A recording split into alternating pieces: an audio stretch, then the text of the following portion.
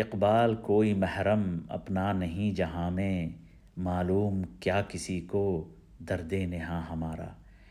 اس شعر میں اقبال نے جو لفظ محرم استعمال کیا ہے، اس کے معنی یہاں اس شعر میں ہیں ہمراز یا رازدار یا جاننے والا۔ کہہ رہے ہیں کہ اس دنیا میں میرا کوئی ہمراز یا رازدار نہیں ہے جو میرے اندر چھپے ہوئے درد کو جانتا ہو یا پہچانتا ہو۔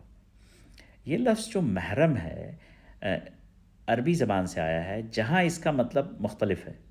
عربی میں محرم یا اسلام میں ایک تصور ہے، وہ شخص جس کے ساتھ آپ شادی نہیں کر سکتے، بہن، بھائی، چچا، خالو، خالہ اور اس طرح کے رشتے۔ اسی طرح غیر محرم وہ شخص ہیں جن کے ساتھ آپ کی شادی ہو سکتی ہے، لیکن جس معنی میں اقبال نے یہاں استعمال کیا ہے وہ یہ نہیں ہے۔ یعنی عربی زبان سے آئے ہوئے اس لفظ کے معنی میں اردو شعراء نے ایک نئی جہت کا اضافہ کیا۔ یہ ادبا اور شعراء کی خاصیت ہے۔ اقبال سے بہت پہلے لوگوں نے اس معنی میں محرم کو استعمال کرنا شروع کر دیا تھا۔ الطاف حسین حالی کا ایک شعر ہے، کوئی محرم نہیں ملتا جہاں میں، مجھے کہنا ہے کچھ اپنی زباں میں۔ اور 19ویں صدی کے جو شعراء ہیں انہوں نے تو اس معنی میں محرم کا استعمال کیا ہی ہے۔ مجھے بہت ہی تعجب ہوا جب میں نے ایک شعر دیکھا سراج اورنگ آبادی کا۔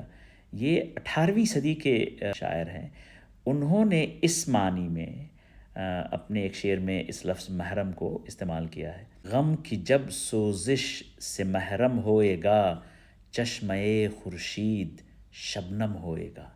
یعنی دیکھیے کہ سراج اورنگ آبادی، اور یہ بھی ممکن ہے کہ اس سے پہلے کے جو شعراء ہوں گے انہوں نے بھی اس معنی میں استعمال کیا ہوگا کہ جو عربی زبان سے جو لفظ آیا اور اس کے ساتھ جو معنی آئے اس سے مطمئن نہ تھے یہ لوگ، اور انہوں نے ان الفاظ کے معنی میں ایک بہت ہی خوبصورت اضافہ کیا۔ یہ ہے ہماری روایت، اور یہ اس سے یہ بھی بات ثابت ہوتی ہے کہ اردو شعراء نے اپنی زبان کے تلفظ اور معانی میں عربی زبان سے تصرف کیا ہے، اور یہ بہت ہی خوبصورت تصرف ہے۔